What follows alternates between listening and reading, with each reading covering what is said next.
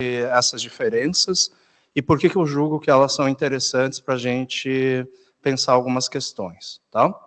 Então, vamos lá. Então, o tema da ética em Gadamer já é muito bem conhecido, né?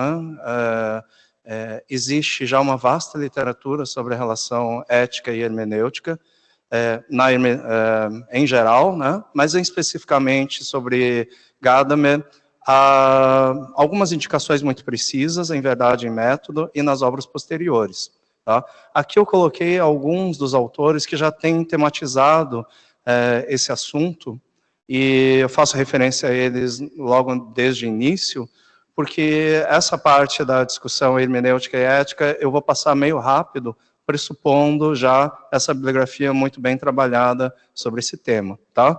Então, a gente tem o famoso texto do Bernstein, From Hermeneutics to Praxis, tem o texto do Enrico Berti, que discute a relação Gadamer e Aristóteles, a apropriação das virtudes dianoéticas, o texto do Lawrence Schmidt, Respecting Others, a relação da alteridade, o texto do Gustavo Batista, né, Hermenêutica, Praxis e Solidariedade, do Paulo Duque Estrada, Hermenêutica Filosófica e Reabilitação na Filosofia Prática, e o texto, né, dentre vários os textos do Luiz Roden, a Praxis Hermenêutica como exercício da virtude da sabedoria prática. Então, eu penso que esses textos mapeiam muito bem a relação hermenêutica e praxis, ou hermenêutica e ética, em Gadamer, é um bom ponto de partida, é um bom fundamento assim, para a gente pensar as coisas.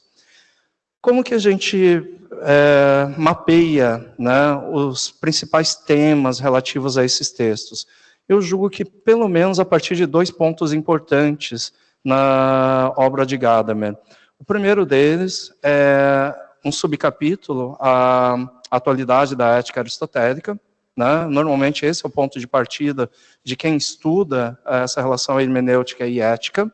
Tá? A gente vai comentar algumas coisas sobre isso. Esse é um ponto de partida interessante, mas talvez outro ponto de partida, talvez ainda mais interessante, seja os textos posteriores do Gadamer, em que ele explicitamente diz que a hermenêutica está na tradição da filosofia prática.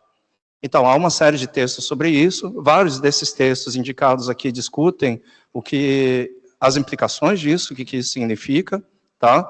Eu vou passar meio rápido sobre esses temas, tá? Porque eu quero chegar em outras discussões. Mas, assim, aquele subcapítulo em Verdade e Método, né, sobre a atualidade da ética aristotélica, levou vários intérpretes a tentar aproximar a hermenêutica e ética. Alguns chegando ao ponto de identificar ou tentar enxergar uma espécie de ética na própria hermenêutica gadameriana, outros tentando mostrar que há proximidades, mas também diferenças, objetivos diferentes, linguagem diferente, conceitos, né, que podem levar para direções diferentes. Tá? De toda forma, esse é o pressuposto daquele subcapítulo, né, a discussão entre frônesis e tecné, ou seja, entre prudência e arte, ou técnica, enfim, né, no sentido grego. Então, passo rapidamente aqui, enquanto a tecné se aprende, mas também pode ser esquecida, o saber da frônesis não pode ser aprendido nem esquecido, pois diz respeito a uma apreensão compreensiva de uma situação em sua ocasionalidade. Né? Esse é o pressuposto básico de toda a discussão lá, e o Gadamer mobiliza essa discussão sobre a prudência, sobre a frônesis, para mostrar que a frônesis ela não é uma espécie de aplicação de um método ou aplicação bruta de regras. Né? Na verdade, ela envolve uma compreensão de uma situação em que a gente está inserido, e a partir da compreensão dessa situação, que a cada vez é diferente para cada interlocutor, para cada agente, né, algo deve ser feito, algo deve ser ponderado, algo deve ser dito. Né? Então, o saber da tecné limita-se a fins particulares, ao passo que a frônesis abrange o todo do viver correto. A frônesis visa, né, o bem em geral, né, na vida, enquanto que a tecné visa um bem particular. Né? O saber-se implícito na frônesis deve necessariamente estar atento à alteridade como a justeza de julgamento.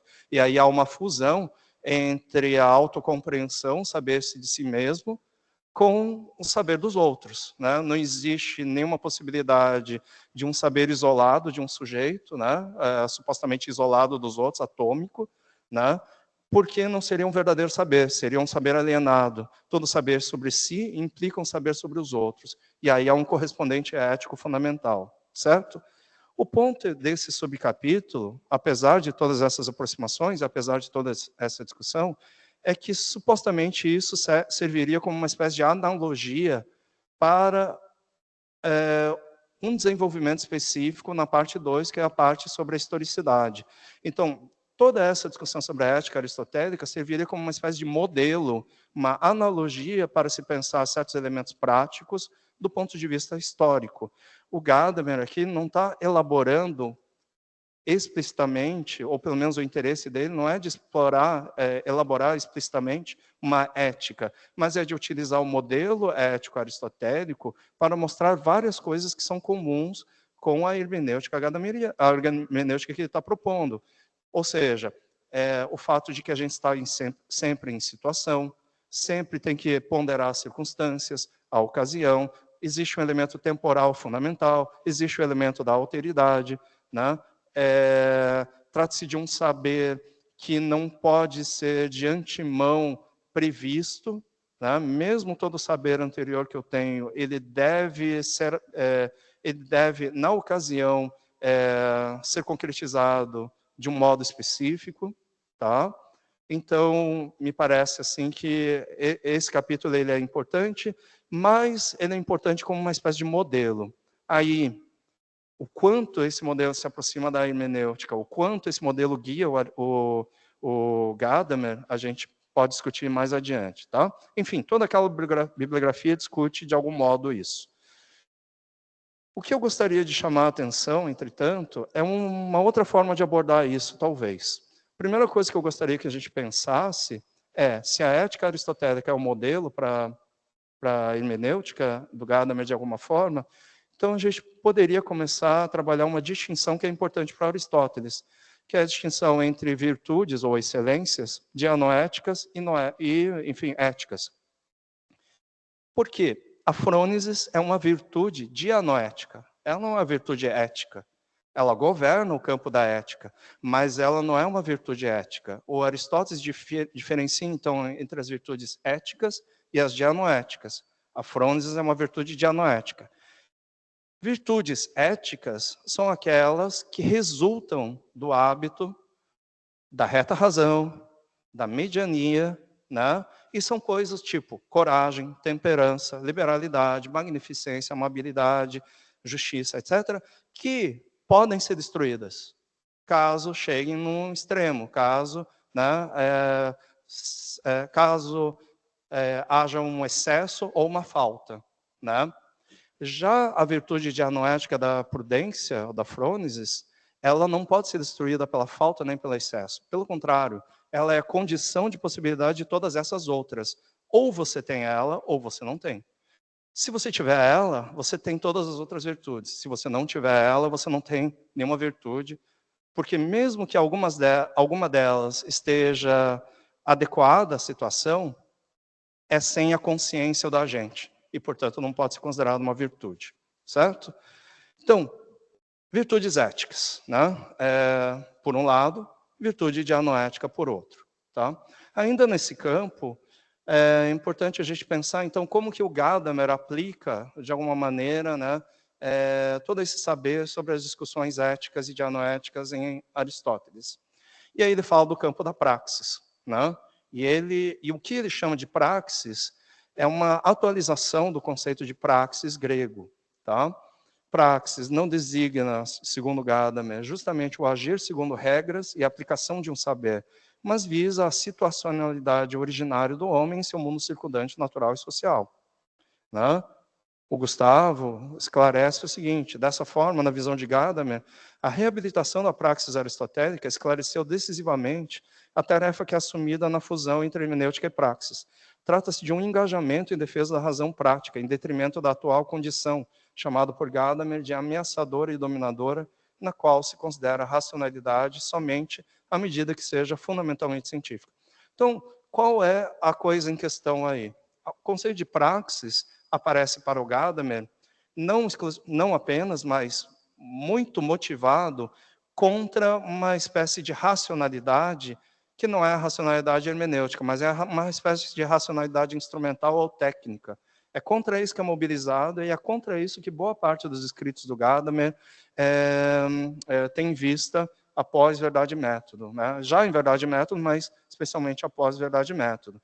Trata-se disso, então, quando o Gadamer utiliza o conceito de praxis ou razão prática, ele se volta para um campo de saber que se diferencia, né, do esvaziamento que a modernidade imprimiu para os conceitos de prática e teoria.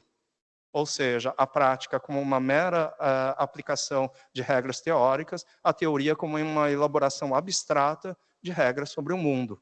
Né? Mas quando o Gadamer utiliza o conceito de praxis aqui, ele não tem em vista o conceito de prática instrumental. Ele tem em vista aquele todo orgânico que compõe a vida humana, que compõe o campo da ética, que compõe o campo da política, é o nosso campo existencial, né, de fato.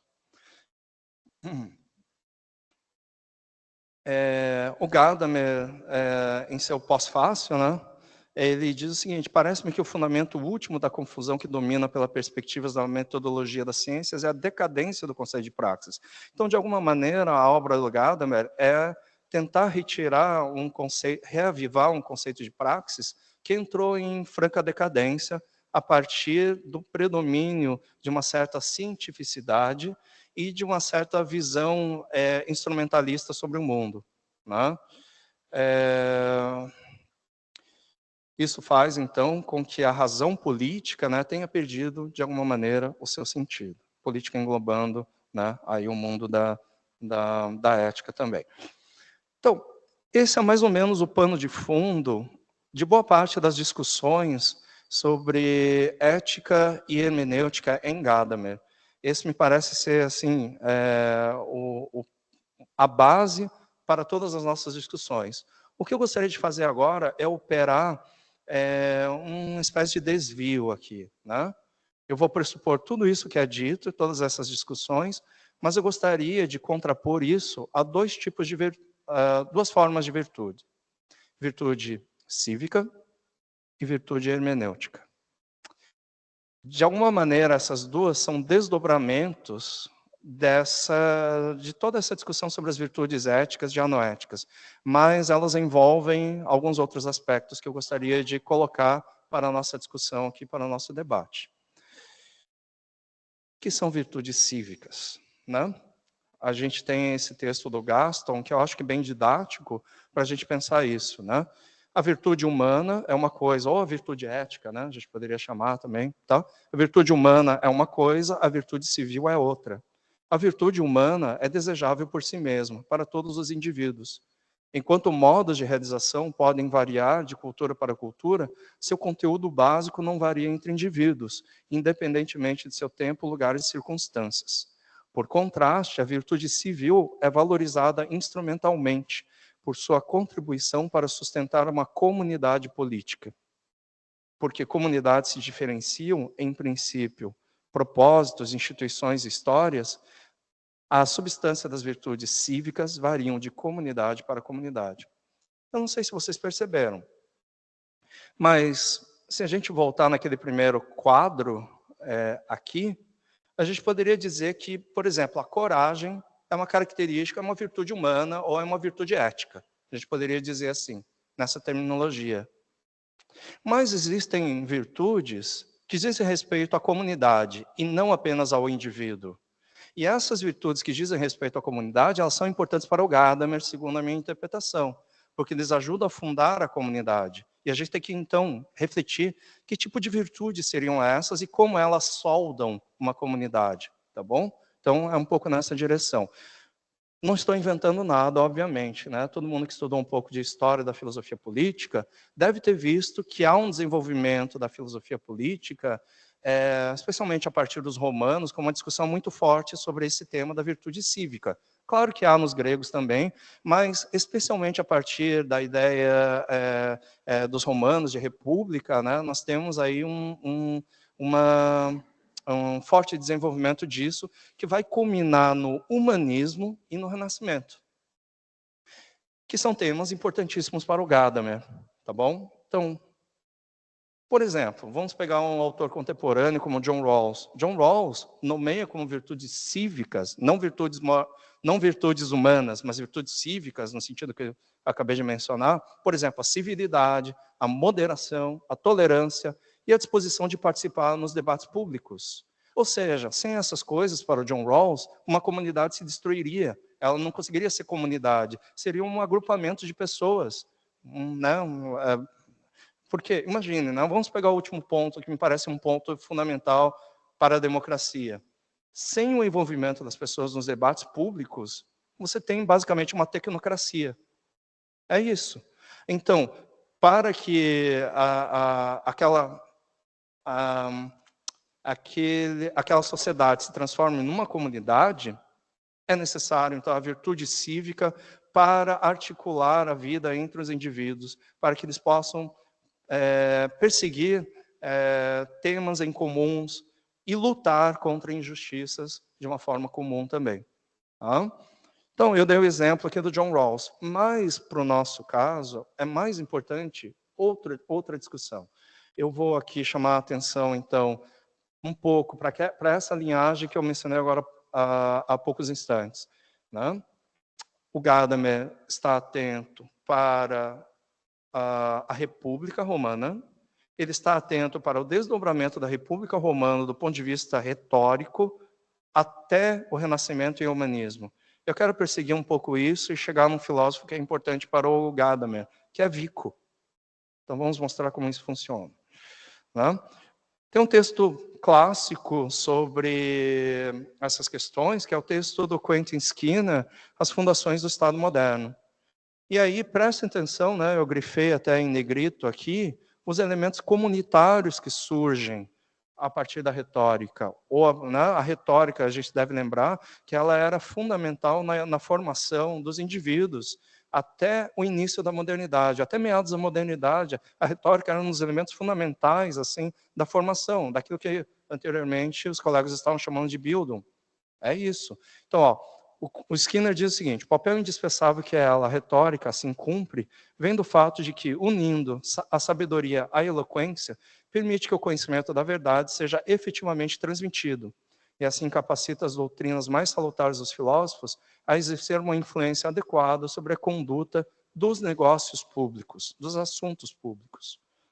Os humanistas facilmente reconhecem que sua concepção da natureza humana acarreta uma análise assim otimista da liberdade e dos poderes do homem, e por isso procedem a uma leitura bastante positiva da virtudes enquanto força social criativa, apta a moldar seu próprio destino e a refazer o mundo social para adequá-lo aos seus desejos. Ou seja, a virtude civil é uma virtude que permite um bom desempenho nos negócios públicos, nos assuntos públicos, permite que se encontre, então, aquilo que é importante para a comunidade, que se discutam os assuntos importantes para a comunidade e que se persuadam as pessoas a respeito disso. Então, toda coisa gira em torno da retórica, de alguma maneira, né? Lembrando que a retórica, ela concentra-se, né? Justamente nesse elemento da eloquência, ou seja, a capacidade expressiva, que tem que estar articulada, de alguma maneira, com a imaginação, com a fantasia e com o engenho, com a capacidade de enxergar soluções e possibilidades novas. Né? Então, todas essas coisas se concentram naquilo que a gente chama de humanismo tardio, o Vico. Né? O Vico vê, então, uma correlação entre essa virtude, que se torna virtude cívica, em Aristóteles é uma virtude dianoética, né? Mas, para os humanistas, ela obviamente continua dianoética, esse tipo de coisa, mas ela assume um sentido prático, né? Um sentido de ser uma virtude civil. Então, o Vico claramente entende ela como uma virtude civil, ou seja, os povos, né, na linguagem do Vico, se destruiriam, não existiriam sem a prudência. Né? Então, o Vico faz uma correlação entre prudência e sensus comunis, Sensus comunis é o termo que aparece, né, em Verdade e Método, lá nos conceitos básicos do humanismo, conceitos fundamentais do humanismo. O sensus comunis pode ser traduzido como um sentido comum, né, ou um senso comum, ou senso de comunidade, se vocês quiserem ainda, né?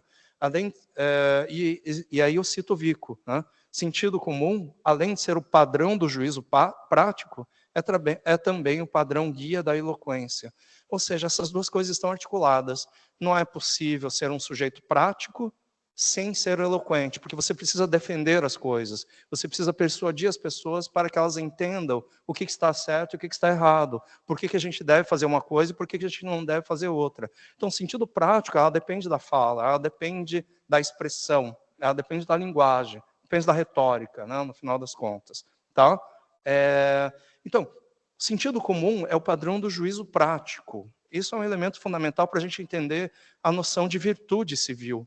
Porque a virtude civil é uma virtude prática, mas é uma virtude prática que não diz respeito apenas ao indivíduo agora, mas a toda a comunidade.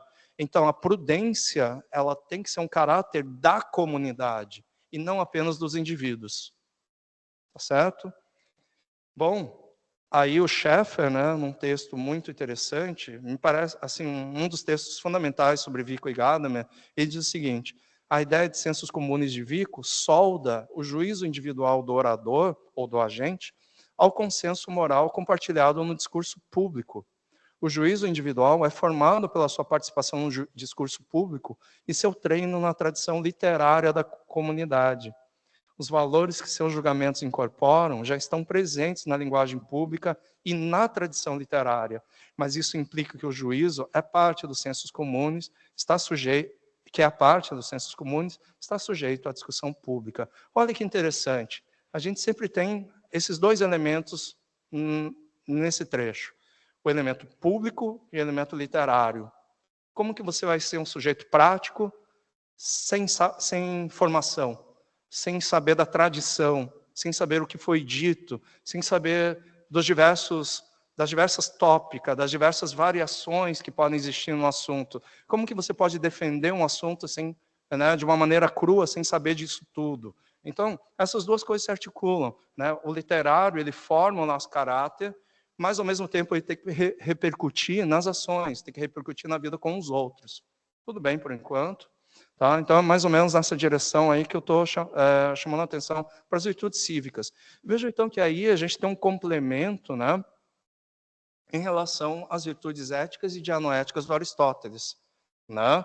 Aí a gente não está mais pensando a frônesis como uma característica só do indivíduo, mas a gente está pensando a frônesis a partir de um ideal retórico mais tardio que pensa a comunidade fundada na palavra e nos sensos comuns, né?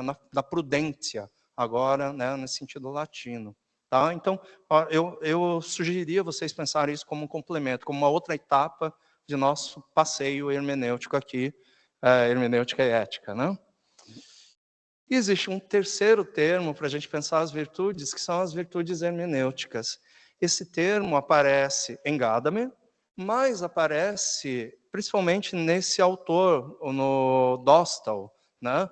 Ele tem alguns textos que ele utiliza essa expressão, né, virtude hermenêutica, e eu não me fixaria tanto em quais são as virtudes hermenêuticas, a gente pode discutir isso em outro momento, mas a ideia de virtude hermenêutica é interessante para mim. Isso eu gostaria de discutir com vocês. Bom, nesse texto mais recente, de 22, ele diz o seguinte: podemos sumarizar as principais virtudes hermenêuticas como o seguinte conjunto intimamente relacionado: confiança, caridade, humildade e boa vontade. Seria apropriado vê-las como respeito pelos outros. Bom, são 4 virtudes ou 5 virtudes, ou mais. Enfim, não nos importa tanto, mas aqueles que são mais ou menos familiarizados com Gadamer, especialmente o Gadamer pós-verdade e método, devem reconhecer esses conceitos aqui. Confiança, caridade, humildade, vontade boa, né, ou boa vontade, como quiser traduzir, e respeito. Né? A gente reconhece esses conceitos em Gadamer. Em um texto anterior, de 2008, o Dostal, ele tem outro elenco de virtudes hermenêuticas, né? E aí eu comento um pouco o que seriam as virtudes hermenêuticas. Embora possa parecer um exagero falar de uma ética da hermenêutica, Gadamer nunca usa essa expressão, segundo Dostal, outros, né, aproximam, né?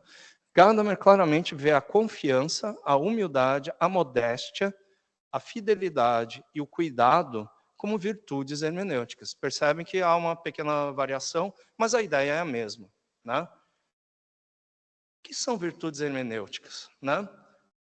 Virtudes éticas, tranquilo, né? Amizade, né? Coragem, amizade não, a coragem, né? Coisas desse tipo, né?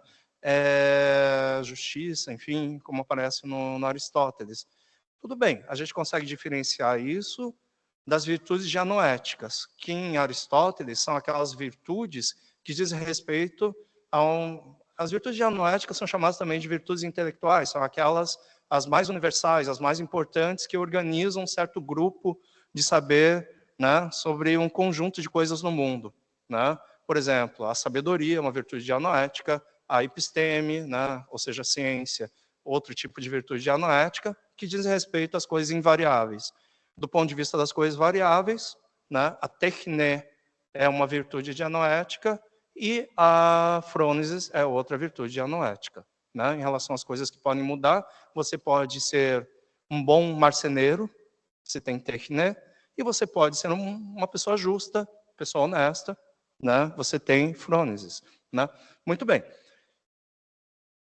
Virtude civil. A gente também consegue enxergar qual que é o campo de aplicação das virtudes civis. A gente acabou de enunciar assim que elas são responsáveis por soldar as pessoas, um grupo de pessoas, a ponto de constituir uma comunidade. Mas qual seria o resultado das virtudes hermenêuticas, né? Por que elas seriam importantes? Elas são importantes porque elas permitem, ou elas seriam, digamos assim, as condições fundamentais da compreensibilidade. Ou, se a gente quiser traduzir em termos estritamente gadamerianos, elas seriam as condições do diálogo, certo? Elas seriam as condições do diálogo. Elas permitiriam que o diálogo ocorresse e permitiriam que esse diálogo nunca terminasse. Essas são as virtudes hermenêuticas. Elas permitem isso, de alguma forma. E, é claro, a gente pode ver isso, então, como certos valores que aparecem na hermenêutica do Gadamer, em Verdade e Método, mas também em outras obras, e elas realizariam isso. Como vocês devem estar imaginando, nós temos a virtude ética e a dianoética, por um lado, a virtude civil e a virtude hermenêutica. Há um problema um tanto complicado, um problema filosófico, se a gente aceita essa nomenclatura, ou pelo menos esses três âmbitos, né? Que não são âmbitos que eu criei, mas existe, enfim, na literatura, como delimitar isso. É possível delimitar isso? Ou há elementos de interligação, né, entre uma e outra? Ou uma pode ter prioridade sobre a outra? Enfim, me parece que a tarefa filosófica, ou uma das tarefas filosóficas interessantes dessa discussão que eu trouxe para vocês, é pensar justamente essas relações de fundamentação e subordinação, ou de correlação, qualquer coisa assim. Né? Mas é isso que está em jogo. Por exemplo, a modéstia, eu poderia pensar, por um lado, como uma característica de uma ética da virtude mesmo, no sentido estrito do Aristóteles, né? Mas está aqui como uma característica hermenêutica. Né? Será que a hermenêutica é anterior ou será que a virtude ética é anterior? Ou será que a gente está falando exatamente a mesma coisa? Tá? Vamos prosseguir mais um pouco e vamos ver como que essa coisa funciona. Tá? Bom, o argumento todo mundo conhece, né? Como que essas virtudes hermenêuticas surgiriam? A partir, então, de um processo formativo, né, que o Gadamer chama atenção. A formação apropriada, ou a Bildung, irá incutir essas virtudes. Mas a virtude central para Gadamer e para a formação em relação à qual ele está concernido é o bom julgamento ou a sabedoria prática, a frônesis. E aí, mais um elemento complicador. não apenas existem virtudes hermenêuticas, mas parece que a virtude hermenêutica, a fundamental, a mais importante de todas, é a frônesis. Mas a gente viu a frônesis como virtude ética, a gente viu a frônesis, a prudência, como virtude civil, e agora a gente está vendo ela como virtude hermenêutica, certo? Então, é preciso, a gente precisa, de alguma maneira, ponderar, distinguir coisas para que não fique tudo, né, misturado aí de uma maneira indistinta. Então, a frônesis parece que em relação a esse rol de coisas, humildade, modéstia, fidelidade, de novo, confiança, caridade, humildade, vontade boa, parece que a frônesis tem, né, não apenas parece, mas ela tem aí uma prioridade. O próprio Gadamer diz isso. No final das contas, a virtude aristotélica da racionalidade, Vernunftigkeit, né, não racionalité, mas Vernunftigkeit, a frônesis é ela mesma a virtude hermenêutica fundamental. Der hermeneutisch Grundtugend selbst. Então, ela é a virtude hermenêutica fundamental. Ou seja, o próprio Gadamer utiliza esse vocabulário de uma virtude hermenêutica, né? Então, a gente tem que pensar um pouquinho como isso funciona. Bom, eu passo agora para essa discussão, discutindo, apresentando, então, o campo de algumas virtudes hermenêuticas, ou aquilo que estaria no radar das virtudes hermenêuticas. E aí eu pegaria esse primeiro termo aqui, mas obviamente tem a ver com as outras coisas, a vontade boa também, a caridade, a humildade, mas eu pegaria o conceito de confiança, uma hermenêutica da confiança. Esse seria meu ponto de partida. Por que a hermenêutica da confiança é importante? Tá? Eu vou aqui rapidinho e para chamar a atenção para o seguinte. Quando o Gadamer fala de solidariedade, ele faz isso em vários textos, né? Em alguns textos, pelo menos, mas ele faz isso especificamente num texto chamado Solidariedade e Amizade. E aí ele mostra, né, uma relação entre essas duas coisas, tá bom? A gente vai tentar distinguir essas duas coisas hoje, tá? Mas sobre a amizade ele diz uma série de coisas muito interessantes, né? A gente pode pegar, aí eu recomendo a leitura desses dois textos para quem não conhece, né? Que discutem bem, né, essa relação. Bom, o que caracteriza a amizade? A amizade é uma espécie de pertencimento, né? Ele exprime uma espécie de oikeion, né? Que é o termo que o Gadamer menciona em grego, e ele traduz isso como uma espécie de familiaridade, um estar em casa, né? Um pertencimento, ou seja, a amizade nos faz sentir acolhido no mundo, né? Junto com os outros, no sentido de que você pertence a algum lugar. A amizade dá essa ideia. A amizade, esse é o primeiro ponto da amizade. O segundo ponto da amizade é a amizade, ela aprecia a singularidade do outro. A amizade não quer uma espécie de uniformidade, né, de pessoas no mundo, mas reconhece a singularidade de cada um daqueles que é amigo, né? É por isso que eles são amigos, e por isso que nós temos amigos diferentes, né? A terceira coisa é uma espécie de percepção mútua, né? Na linguagem da Warren, que ela chama de mutual insight, e na linguagem do Walhoff, ele chama de reciprocal co-perception, né? Que é a mesma ideia. Ou seja, a amizade, ela ajuda a entender o que eu estou fazendo de certo e errar, ou o que eu estou fazendo de errado no mundo. O amigo, ele me corrige de alguma maneira. O amigo, ele me oferece tanto um modelo do que é bom, quanto ele me chama a atenção sobre aquilo que eu estou fazendo de uma maneira equivocada e eu não estou percebendo. Então, essa relação ela é muito importante, porque é uma relação é uma correlação, é uma coexistência que nós temos aí. Tá? Estou dizendo tudo isso por quê? Porque a amizade ela é a base para algo que o Gadamer chama de confiança. Sem a amizade, sem o sentimento de pertencimento a um mundo, a uma comunidade, a um grupo de pessoas, não é possível confiar no mundo. O mundo é hostil. Então, nós temos a amizade, nós temos a confiança e nós temos um outro grau, né, um terceiro momento, a solidariedade. Tá bom? Vamos pensar um pouco como isso funciona. Nós temos uma definição de solidariedade aqui, que está nessa obra do Chris Long, que em inglês chama Gadamer, A Guide to the Perplexed, e em português ficou Compreender Gadamer. Eu cito isso porque eu não concordo com essa concepção. Eu acho que o sentido de solidariedade no Gadamer é um pouquinho diferente dessa daí. Eu vou tentar chamar a atenção sobre isso, tá? Primeiro, ele começa com o dicionário. Né? O dicionário define a solidariedade como unidade ou concordância de sentido ou ação, especialmente entre indivíduos com um interesse comum. Isso é consistente com uma visão estabelecida da tradição, na medida em que, para Gadamer, uma das principais características da tradição é uma comunidade, uma estrutura implícita de concordâncias, que dão o pano de fundo essencial para a compreensão. Por um lado, faz sentido. Tem a ver enfim, tem a ver com o âmbito comum, né, obviamente, com toda essa série de coisas.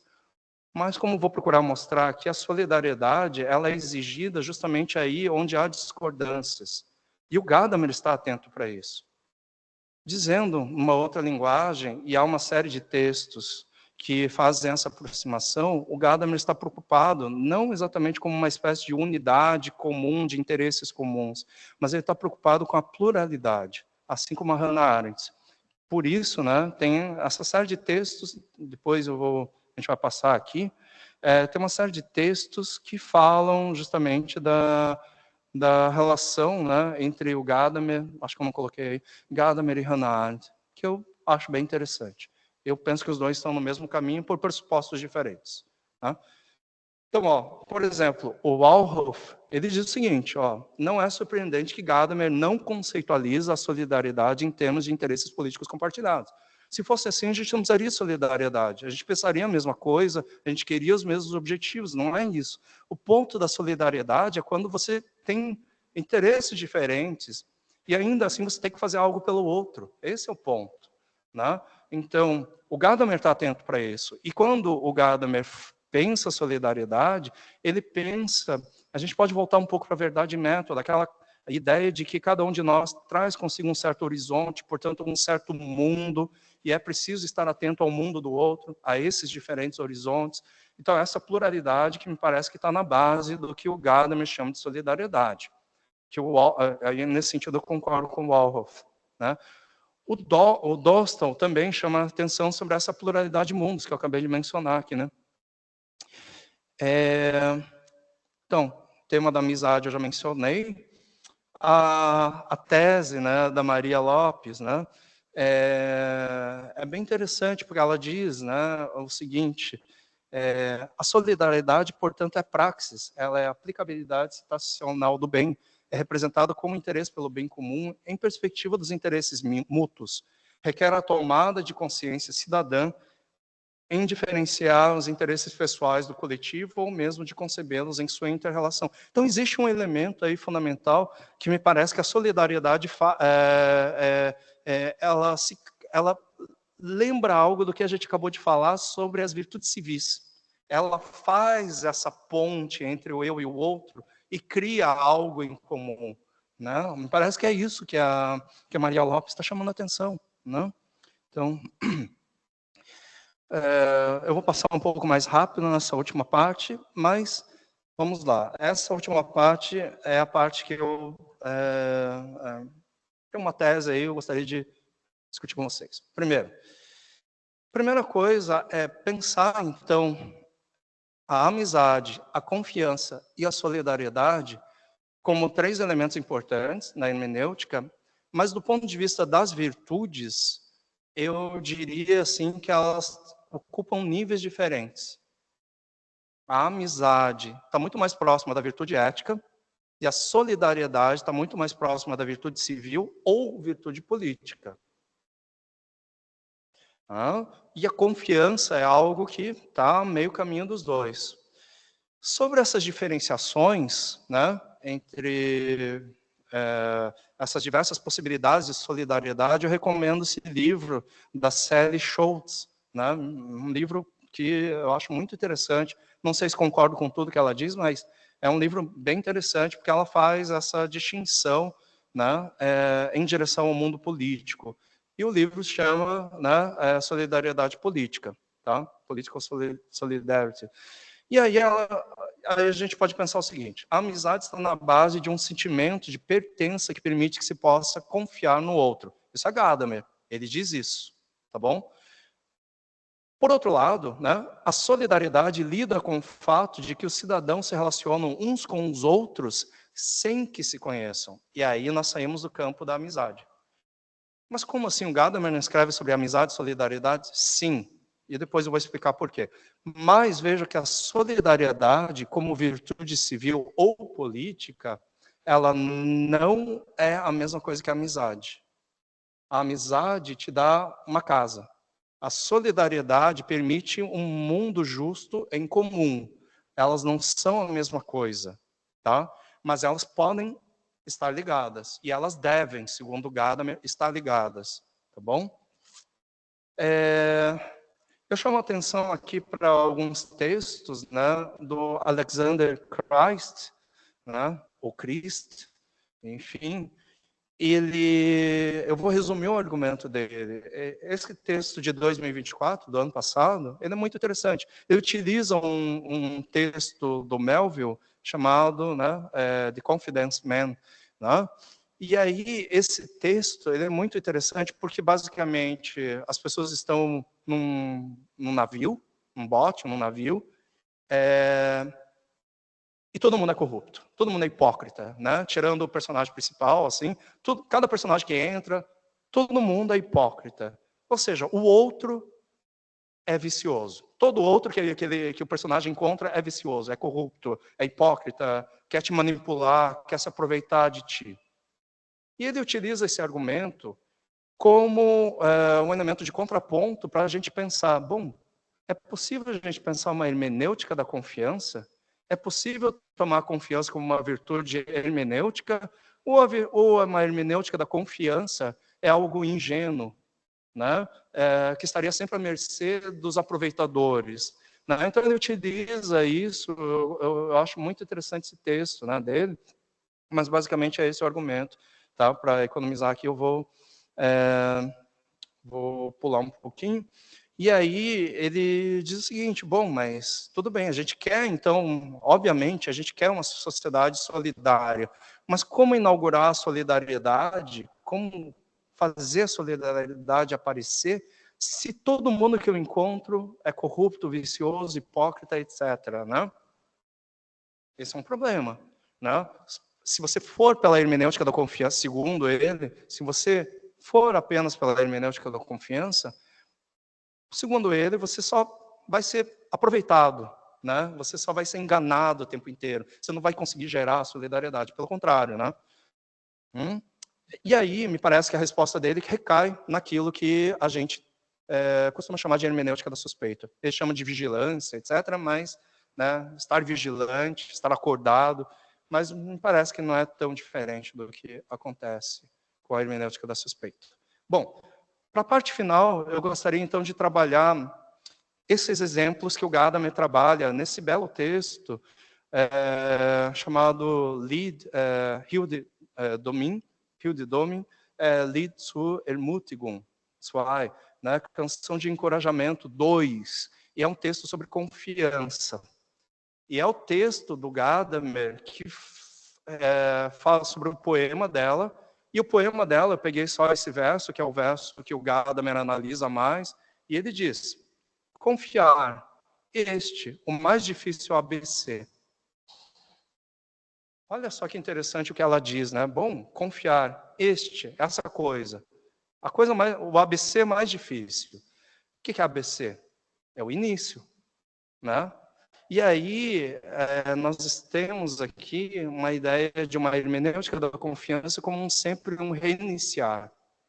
Como um iniciar e um reiniciar. Como algo que não é dado, como algo que a cada vez a gente tem que novamente iniciar e inaugurar de alguma forma, né, essa abertura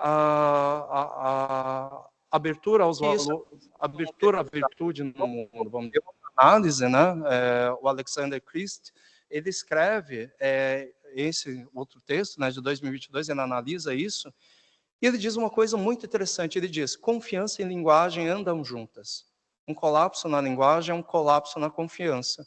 E aqui eu retiro uma conclusão diferente daquela conclusão do texto de 2024, em que ele, bom, o que a gente faz quando você está numa sociedade absolutamente corrupta, né? O que você faz? Né? Mas em 2022 ele dava uma resposta que me parece mais gadameriana. Ele diz, confiança e linguagem andam juntas. Um colapso na linguagem é um colapso na confiança. Ou seja, é preciso confiar, né?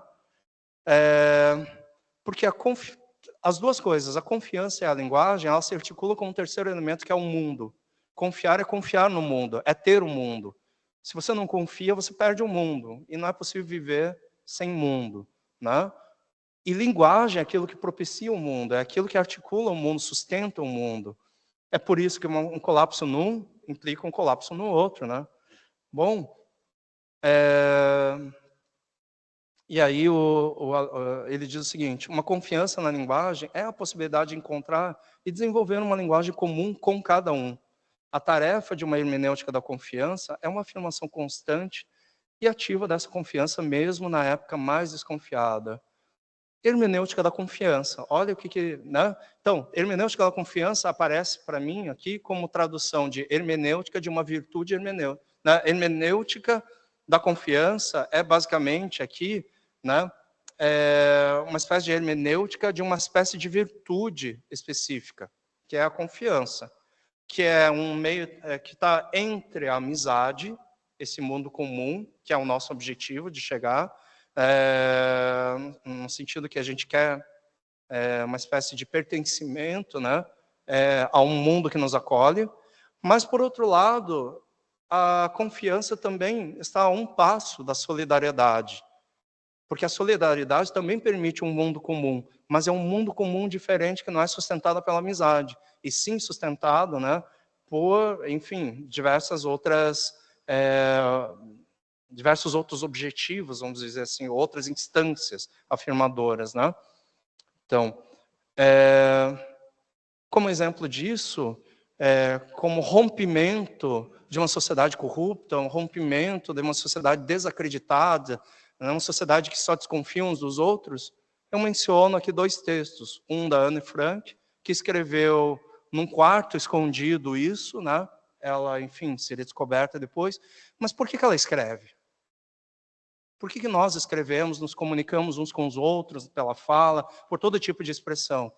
Porque nós confiamos no mundo. Porque nós confiamos que, em algum momento, aquilo que a gente diz, os outros vão entender e os outros vão ver que aquilo é relevante.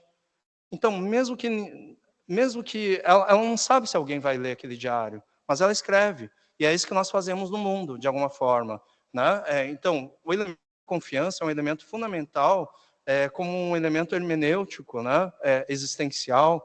E aí ela diz, né? Agora já nos trata mais, um pouco antes, né, de ser presa, enfim, agora já nos trata mais somente dos judeus, trata-se da Holanda, de toda a Europa ocupada. Talvez, como diz Margot, eu possa voltar à escola em setembro ou outubro. Logo ela seria executada. Mas o ponto é esse: enquanto a gente vive, a gente tem esperança. E a esperança só é possível pela confiança. Confiando que alguém, por mais viciosas que sejam as pessoas que em algum momento estejam nos circundando, há alguém que vai nos entender, há alguém que vai nos respeitar, há alguém que vai acolher o que eu estou dizendo. Não? A mesma coisa, né, o relato, o testemunho do Primo Levi, né? Agora estamos reduzidos a algumas dezenas, talvez sejamos em número ínfimo demais para sermos ouvidos. E além disso, muito frequentemente temos a impressão de sermos narradores importunos. Às vezes, até se materializa à nossa frente um sonho curiosamente simbólico que frequentava nossas noites de prisão. O interlocutor não nos ouve, não entende, distrai-se, vai embora, nos deixa sós. Mas é preciso contar. É um dever para os companheiros que não voltaram e é uma tarefa que confere um sentido à nossa sobrevivência. A nós coube, não por virtude nossa, viver uma experiência fundamental e aprender algumas coisas sobre o homem que consideramos necessário divulgar. De novo, né? Quer dizer, por que ele escreve isso? Porque ele confia na linguagem. Confiar na linguagem é confiar que alguma pessoa vai entender isso, que alguma pessoa vai ouvir o que você está dizendo. E é por isso que é uma virtude hermenêutica, né? A confiança, né? Que está meio termo entre a amizade, a solidariedade. E aí o Dostal diz o seguinte, aí eu já estou praticamente terminando, a confiança na história, portanto, não significa uma confiança que o bem tem que prevalecer ou irá prevalecer. Não, pode ser que não ocorra. Nem prejuga que o que o bem possa ser numa situação futura. Ao invés, essa confiança é somente um reconhecimento que o bem deva prevalecer. E dever implica poder, né? que ela pode acontecer, né? Que tal coisa pode acontecer. Né? E aí, encerro com Gadamer. E aí ele diz o seguinte, sobre esse poema da Rio de Domin. Né? Perguntamos imediatamente, é preciso aprender inicialmente a confiar? Como se fosse possível viver de alguma maneira sem confiança? Não, né? Por que ele fala de aprender? Por causa do ABC. Trata-se disso, né? No poema dela. Trata-se de começar de novo e aprender de novo, como quando a gente se alfabetiza. Como se fosse possível viver de alguma maneira sem confiança. Não está todo o nosso falar sustentado pela confiança, confiança no outro que compreende, confiança nas palavras que todos conhecemos, confiança no mundo que está aí nessas palavras? E ainda assim, a confiança é nomeada aqui como algo que se deve aprender completamente desde o início. Né? Então, trata-se disso. Eu acho que aí dá para ver claramente por que confiança seria, né, se a gente aceitar o Dostal, uma virtude hermenêutica. Porque ela propicia o mundo. Ela propicia um mundo em comum, que é um mundo hermenêutico, trabalhado hermeneuticamente, em que o meu falar visa diretamente, né, o horizonte do outro e eu viso, né, uma receptividade de todos esses horizontes, todo esse mundo que é transmitido pela tradição. Né? Bom, como que a gente pensa, então, todo esse percurso? Né? Eu não tenho resposta para várias coisas. Trata-se de uma pesquisa em andamento. Mas eu diria para vocês o seguinte, né? A relação entre a hermenêutica filosófica de Gadamer e a ética é polissêmica. Depende do ângulo que você vai pegar isso e dos interesses. Envolve aspectos diversos e se projeta a partir de estratégias variadas. Né? As virtudes éticas e civis se articulam em um jogo em que as virtudes hermenêuticas desempenham um papel central. Essas últimas que a gente comentou, não sei se vocês, olhando para trás agora, não percebem que elas modalizam as virtudes civis e éticas ou adianéticas, chamando atenção para aspectos que não estavam lá. Me parece agora que a gente tem um jogo, no sentido gadameriano, entre essas três formas de virtude. Porque tem alcances diferentes. Né? A virtude ética tem um alcance, a política tem um outro escopo, e a virtude hermenêutica tem outro escopo. Mas parece que elas conversam entre si. Não me parece que elas sejam excludentes, mas não me parece que elas sejam as mesmas coisas também. E esse me parece um terreno fértil para a gente pensar. Né? Então, as virtudes hermenêuticas desempenham um papel central, especialmente em nossa época. A partir daquilo que eu comentei no início, uma época técnica, uma época em que, enfim, os desafios assim sobre as diversas violências, né? É uma época em que a gente está adquirindo uma consciência cada vez maior sobre as diversas violências que ocorrem conosco, com os diversos corpos, em vários níveis, com as diversas culturas, né? Então, me parece que as virtudes hermenêuticas desempenham um papel central nisso.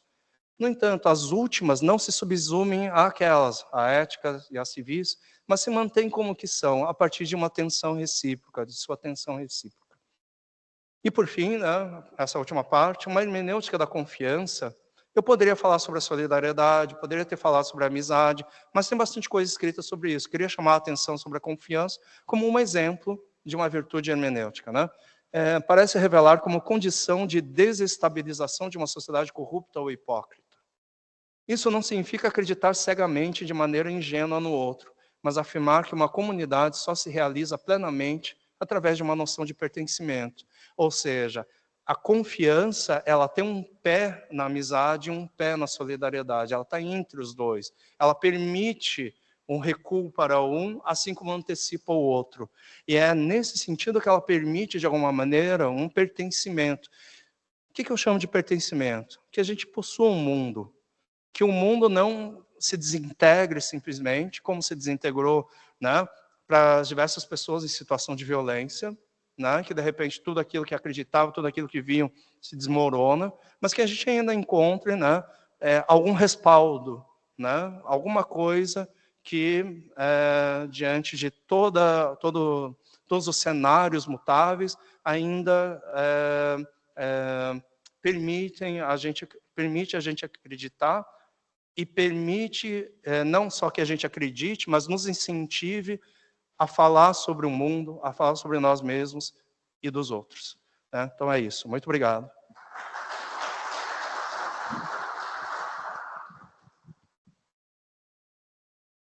Então, agradeço imensamente pela brilhante palestra do professor Roberto Vu. Acho que a gente vai ter bastante... Tem mais um dia de evento ainda, né? Acho que essa noite, depois desse momento das perguntas, a gente ainda vai ficar se questionando e pensando bastante sobre essas coisas que você trouxe, esses elementos que você trouxe na sua fala de agora.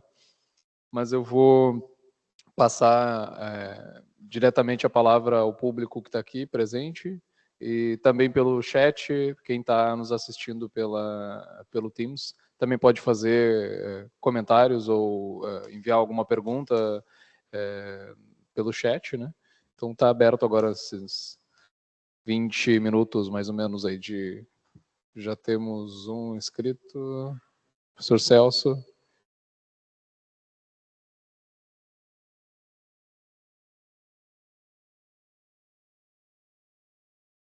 Alô? Boa noite, muito obrigado.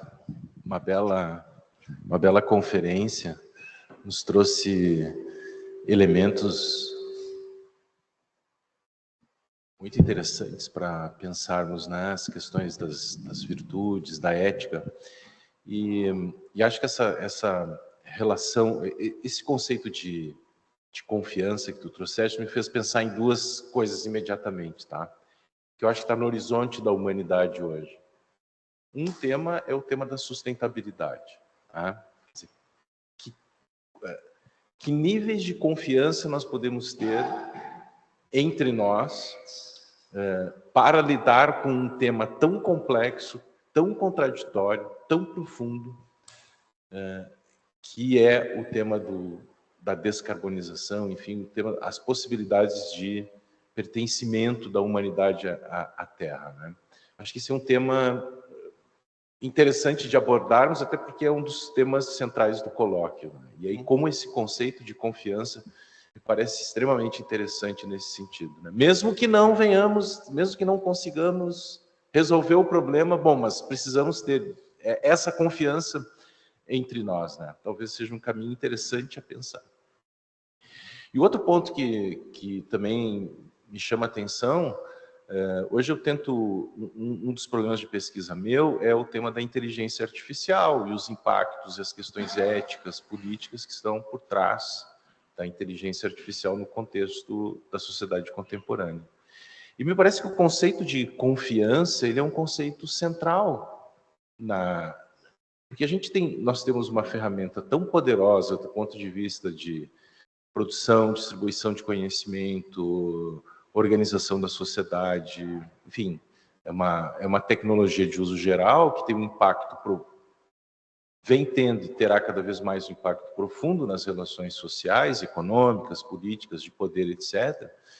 Me parece que o tema da confiança é um tema central, ainda que seja uma técnica, uma tecnologia, que por trás delas são muitos seres humanos, evidentemente, não existe uma tecnologia em si, mas me parece que, assim como quando nós entramos num avião, a gente precisa confiar que esse avião vai nos levar ao nosso destino. E me parece que o tema da confiança face ao algoritmo, hoje, ele é um tema central. Eu não consegui formular exatamente o problema, mas eu acho que tem um campo problemático aqui a partir da questão da confiança que me parece interessante diante dessas duas grandes temáticas da humanidade atualmente. Seria por aí que eu gostaria que tu fizesse alguma consideração. Obrigado. Muito obrigado pela questão, é muito instigante e certamente muito difícil de ser respondida, né? Eu pensaria o seguinte aqui, quando a gente pensa numa hermenêutica da confiança, a gente tem que pensar que essa confiança, ela se distribui para o mundo, se distribui para os outros, as pessoas que eu conheço, as pessoas que eu não conheço, mas basicamente para o mundo. Alguém estará atento, né, a isso também, ou seja, aquilo que eu estou pensando, né, eu confio que vai encontrar ressonância em alguém. Então, me parece que esse ponto aí, essa interlocução entre as pessoas, é o que a gente, enfim, enquanto a gente viver, a gente tem que confiar que o outro pode ter alguma perspectiva que eu posso não estar percebendo sobre essas coisas e pode me ajudar a responder essas coisas. Então, me parece que a hermenêutica da confiança ajuda a construir uma rede que é fundamental para resolver problemas altamente complexos como esse. A sustentabilidade não vai ser resolvida por um grande Estado. Não tem como, porque é uma coisa global, depende de uma conscientização global e por décadas, né, por, sei lá, centenas de anos, enfim, tem que ser um processo contínuo. E isso não é alcançado pelo decreto de uma pessoa, né, ou pelo decreto de um Estado, mas ele vai ter que envolver uma espécie de interlocução generalizada sobre isso. E só pode haver interlocução generalizada, por isso que a hermenêutica da confiança está a um pé é por isso que as virtudes hermenêuticas estão a um pé das virtudes civis, porque elas ajudam a formular uma comunidade de investigação, elas ajudam a que pessoas possam contribuir umas às outras e identificar, né, como que as coisas estão indo bem ou não estão indo, né? Bom, a gente acabou de enfrentar a pandemia, parece que foi em outra vida, mas a gente acabou de enfrentar e, assim, a gente confiou que as pessoas iam encontrar alguma solução, não apenas científica, mas que as pessoas iam continuar sem desistir. Me parece que é isso fundamental, né? Numa situação absurda como, sei lá, o Holocausto ou, enfim, apagamento de povos inteiros, né? Através da colonização e apagamento de culturas e todas essas coisas. É preciso resistir, mas a resistência ela tem que implicar sempre, né, que não seja uma coisa apenas minha, mas que eu tente mobilizar os outros, né, que eu tente encontrar ressonância nos outros. Então, eu tentaria pensar um pouco nessa direção. Eu acho que a solução para essas coisas, ela pode ter soluções estratégicas a curto prazo, né, para discutir normas sobre a IA, discutir normas sobre sustentabilidade, mas a longo prazo a gente precisa, né, fomentar em nós mesmos uma capacidade do diálogo. E é aí que entra a hermenêutica da confiança. Tá?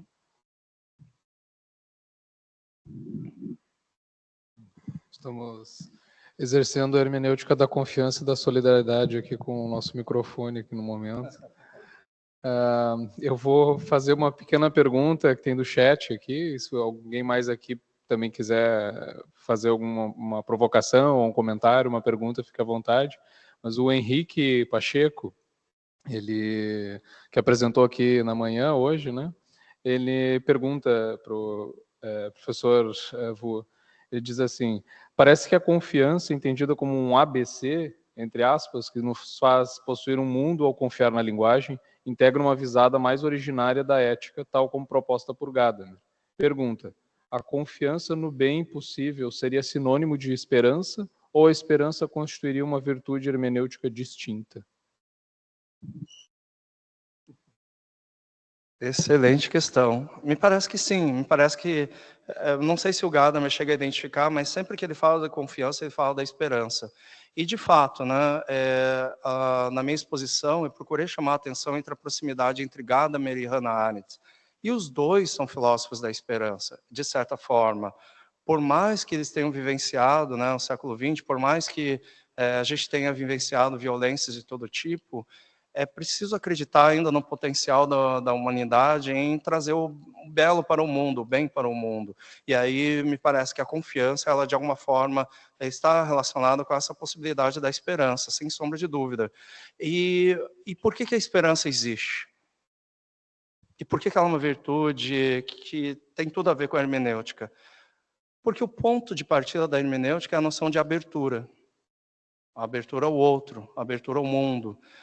E se está aberto, significa que as coisas não estão determinadas, né? É na abertura, então, que a gente pode encontrar subsídios inéditos, né? E a Hannah Arendt também chama atenção para isso, a mesma coisa o Gadamer, né? Para elementos novos, que eles podem entrar na equação, no horizonte de alguma maneira, e modificar o meu horizonte, né? O meu horizonte de ação. Então, eu penso que, sim, a confiança ela tem a ver com a esperança, e a esperança é uma característica nitidamente hermenêutica. Não sei se eu chamaria isso de uma virtude, me parece que tem uma correlação, né, entre confiança e esperança, há uma codependência entre os dois, mas ambos trabalham a noção de abertura, né, ambos sinalizam ou expressam a noção de abertura hermenêutica, me parece, que é fundamental, né. A abertura hermenêutica é uma abertura de mundo, né? A abertura de possibilidades no mundo. O fato de que, por mais coisas horríveis que tenham acontecido, isso não exaure o mundo. Existe sempre alguma outra coisa por acontecer. E isso significa esperança.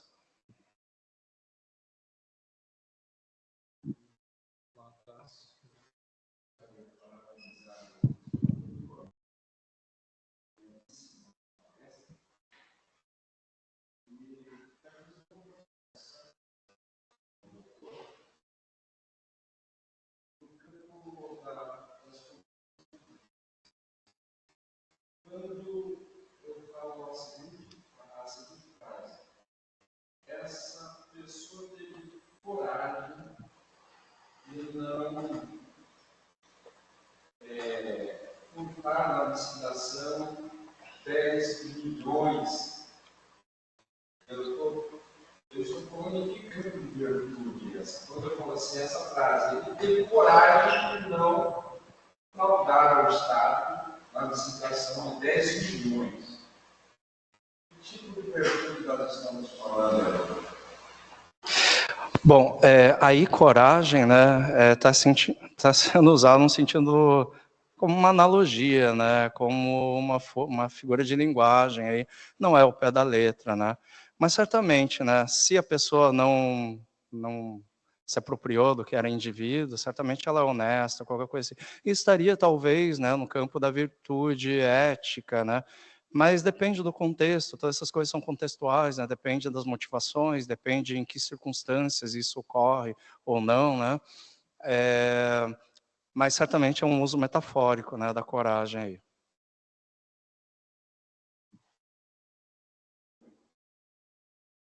Bom. Roberto, muito obrigado pela tua fala. E eu quero simplesmente saber como você responderia a uma coisa, e eu concordo contigo, mas justamente por isso eu quero ver como você responderia a um certo tipo de crítica já clássica à ética das virtudes em geral. E aí alguém poderia te dizer, nossa, você está inflacionando com virtudes hermenêuticas, você ainda está inflacionando, além das virtudes éticas e dianoéticas, virtudes civis e agora virtudes hermenêuticas. E para todas elas, essa é a crítica que aparece no século XX, que é um sujeito como MacIntyre tenta responder e tal, mas que poderia se aplicar a uma ideia de virtudes hermenêuticas, de que ela pressuporia uma série de coisas. Por exemplo, pressuporia um certo tipo de contexto cultural.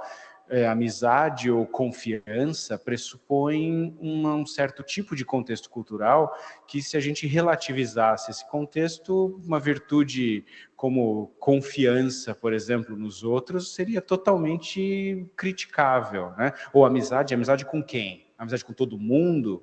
Amizade com... Não, né? Ela seria culturalmente determinada.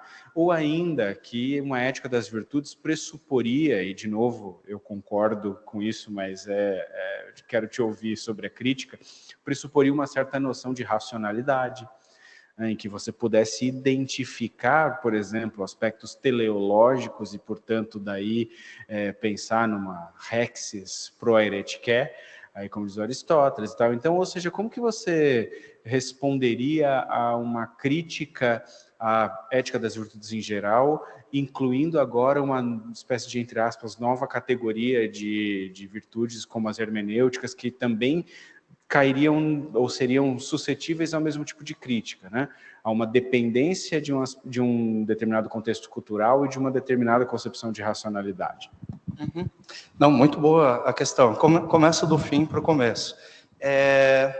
Em Gadamer nós temos racionalidade, né? Então, essa aqui é uma racionalidade hermenêutica, tem alguns componentes bem específicos, tem a ver com a finitude, tem a ver com o diálogo, abertura ao outro, enfim, basicamente o que essas virtudes mostram é essa espécie de racionalidade hermenêutica. Então, se há uma racionalidade, não é tudo relativo. Existe a possibilidade de apontar em certos contextos, né, que a pessoa está realizando uma ação que está provocando um dano em alguém, enfim, né, eu consigo justificar o porquê que eu estou criticando, eu consigo justificar também por que é elogiosa tal atitude, consigo fazer isso com um escopo, né, um pouco mais dialógico, né, tendo uma abertura, eu consigo fazer isso. Então, a racionalidade hermenêutica, ela pressupõe historicidade, pressupõe diálogo, pressupõe alteridade, para ficar só no básico. Essa racionalidade, ela se contrapõe a outras racionalidades. E é justamente em relação a essas outras racionalidades que ou você aceita a racionalidade hermenêutica ou você aceita outras racionalidades ou outros contextos. Alguém que poderia criticar e dizer, bom, você está inflacionando porque você está acrescentando virtudes uma atrás da outra, daqui a pouco a gente tem que prestar atenção em 100 virtudes, muita coisa para estudar. Mas quem diz que a vida é fácil, né? Quer dizer, as ações humanas, elas envolvem diversos aspectos, e é preciso prestar atenção nesses aspectos. Então, se a gente pensasse apenas em elementos formais, em que a gente não precisasse analisar contextos e circunstâncias, certamente a gente passaria por cima de todos esses aspectos. E passar por cima desses aspectos, talvez seja o mais antiético que a gente possa fazer. Então, eu diria isso por um lado. Sobre inflacionar, né? E sobre a racionalidade hermenêutica, eu orientei, né, uma dissertação de mestrado já há alguns anos sobre esse conceito. E me parece que é uma ideia interessante, assim, né? O Gadamer, ele utiliza como conceito de racionalidade, ele não utiliza racionalité, né, que seria mais voltada a bom, depende, né? Ele nem sempre é consistente com isso, mas quando ele fala de racionalidade instrumental, que ele critica, a racionalidade técnica, ele usa a racionalité. Mas, quando ele fala de racionalidade hermenêutica, geralmente ele utiliza a Vernunftigkeit. E aí é Vernunft mesmo, né? A razão. Só que essa é uma razão, agora, finita, é uma razão aberta ao outro, né? E todo esse tipo de coisa. Me parece que muitas vezes as discussões na ética ou na moralidade, elas giram em torno de uma saída rápida, de querer uma espécie de critério que resolva toda espécie de relativismo, ou então, né, de encontrar algo que seja resistente de uma maneira invariável, né, aos contextos históricos e culturais. Me parece que não é bem por aí. Me parece que isso é um pressuposto um tanto positivista da coisa, né? Eu acho que a moralidade poderia não chegar no relativismo e também não pressupor, né, algo universal e de uma maneira abstrata e inocente, né? Me parece que é possível encontrar algo entre um e o outro, né? Me parece que, por exemplo, quando Aristóteles fala, né, sobre a ética das virtudes, ele tem critérios lá. E, ao mesmo tempo, ele é aberto às circunstâncias. A mesma coisa a ética dialógica ou a ética hermenêutica, me parece que é aberto a isso, né? Acho que seria um pouco por aí. Depois a gente pode conversar um pouco mais sobre isso.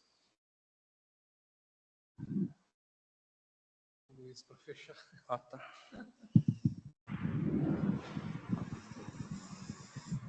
Eu vou... Excelente a tua colocação, tá? Gostei e aprendi muito contigo. As distinções foram claras, assim, didático, bem fundamentado. E essa distinção nos 3 níveis de razão, de virtude, achei genial.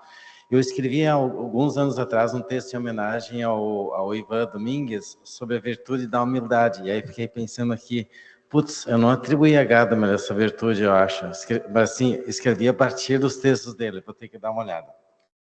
Mas eu quero me centrar na virtude da confiança, tá?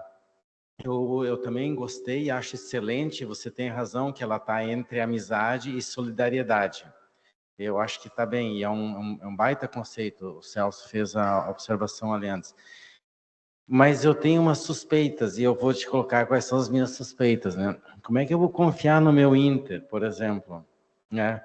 Ou então, assim, como é que eu vou confiar na criação de uma outra era, diferente da era que nós temos do antropoceno, que é a pergunta do socioambiental. Entende?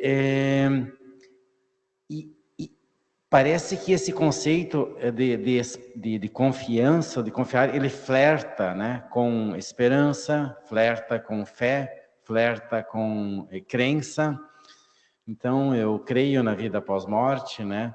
E eu acho que ele se afasta da dimensão racional, argumentativa, é uma outra instância. Eu tenho uma suspeita aí que eu queria que tu comentasse. Não sei se me fiz entender. Posso falar? Então, muito boa pergunta. Eu gostaria de voltar um pouquinho para chamá-los a atenção naqueles últimos slides. Naqueles últimos slides, havia uma correlação entre confiança e linguagem. A confiança não é uma espécie de ingenuidade frente aos outros, né? Não é simplesmente acreditar que os outros são bons, pelo contrário, não se trata disso. Mas é confiar que por que confiança e linguagem estão em correlação? Porque eu posso confiar que pela linguagem eu posso mostrar as coisas para os outros, que é por isso que a gente falou lá no meio da retórica. Ou seja, eu posso mostrar as coisas para os outros. Por mais que o mundo se comporte de tal e tal maneira, é possível que ele mude. É possível que as pessoas mudem. E como que eu faço isso? Confiando na linguagem. A linguagem pode mostrar algo, né? Assim como outras pessoas podem mostrar algo para mim também, a ponto de mudar o meu mundo, etc. Então, me parece que esse é um ponto interessante. Nem sempre estivemos na era do antropoceno. Nem sempre estivemos numa época técnica. Houve avanços e retrocessos na humanidade. Se a humanidade não acreditasse, né, nessa possibilidade, não confiasse assim, no potencial que a gente tem enfim, com essa racionalidade, né, uma racionalidade aberta, hermenêutica, mas traduzindo de outra forma, se não confiasse na linguagem, nessa capacidade de mostrar para os outros, né, sentidos, a humanidade já teria se destruído faz tempo. Mas há idas e voltas, né? O antropoceno, todas essas situações parecem que nos levam a um beco sem saída, mas já houve vários becos sem saída na história da humanidade. Não quer dizer que a gente vai escapar dessa, mas me parece que a nossa posição enquanto seres históricos é de fazer tudo para escapar disso. E para isso é necessário confiar que a linguagem, que a única, não é a força, não é outra coisa, por meio da linguagem que a gente vai sair dessa, se a gente sair. Acho que fica um pouco melhor assim, né?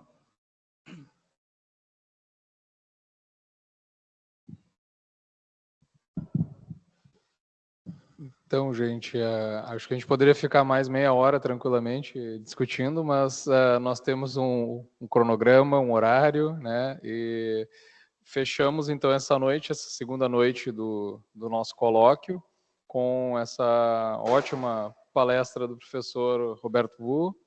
Boa noite, obrigado a todos e até amanhã.